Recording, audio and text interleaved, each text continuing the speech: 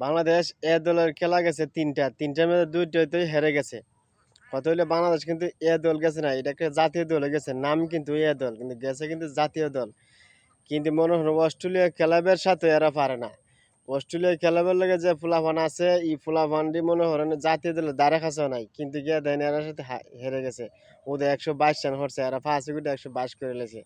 আমার কথা হইলো ওই যে নুরুল হাসান সোহান, সোহান কিন্তু মানুষে বলে অনেক ভালো, ভালো খেলে, ভালো কিপার, ভালো ক্যাপ্টেন্সি। আসলে কোনো কিছুই নাই। সোহান কি করে? সোহানের মতো প্লেয়ার, এত অভিজ্ঞ প্লেয়ার, সোহানের জাতীয় দলে অনেক সুযোগ পাইছে, অনেক চান্স পাইছে। কিন্তু ভালো কোনো খেলা দেখি নাই।